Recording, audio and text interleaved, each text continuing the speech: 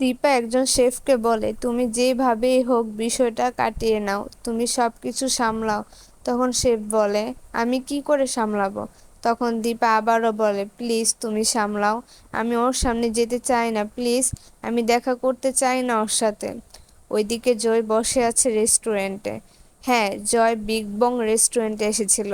ঠিক তখনই সে দীপার দেখা পায়, কিন্তু দীপা আড়ালে চলে যায়। তখন শেফ গিয়ে বলে, স্যার, ম্যাম আজ একটু তাড়া আছে, সে বেরিয়ে যাচ্ছে, আজকে দেখা করা সম্ভব না। তখনই জয় রেগে বলে, দেখা করা সম্ভব না মানে কি? আমি দেখা করতে চাই। এবং আরও রেগে গিয়ে বলে, আজ যেভাবেই হোক আমি দেখা করব। এ বলে জয় রান্নাঘরের দিকে যেতে চায়। আর তখনই রেস্টুরেন্টের সকল ওয়েটাররা এসে জয়কে আটকায় আর বলে, স্যার প্লিজ এমন করবেন না, আমাদের চাকরি চলে যাবে। কিন্তু জয় মানতে নারাজ, সে যে করেই হোক দেখা করবে দীপার সাথে। সে কারো কথা শুনতে চায় না আর জোর করে ভিতরে যেতে চায়। ঠিক তখনই রেস্টুরেন্টের দারোয়ান এসে জয়কে রেস্টুরেন্ট থেকে বের করতে চায়, কিন্তু জয় কিছুতে বের হবে না।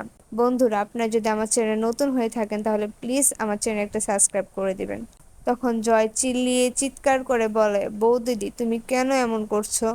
তুমি কেন আমার সামনে আসতে চাইছো না? বিশ্বাস করো, আমি হয়তো চোখে ভুল দেখতে পারি, কিন্তু এই খাবারের স্বাদ ঠিকই তোমার হাতের রান্নার মতো। তুমি কেন বুঝছো না? আমি বুঝে ফেলেছি, প্লিজ তুমি সামনে আসো বৌদিদি, আমি তোমার ভাই হই। প্লিজ বৌদিদি, একটা বার সামনে আসো, একটা বার দেখা দাও বৌদিদি। তো বন্ধুরা, আপনাদের কি মনে হয়, দীপা কি দেখা করবে জয়ের সাথে? দীপা কি দেখা দিবে জয়কে?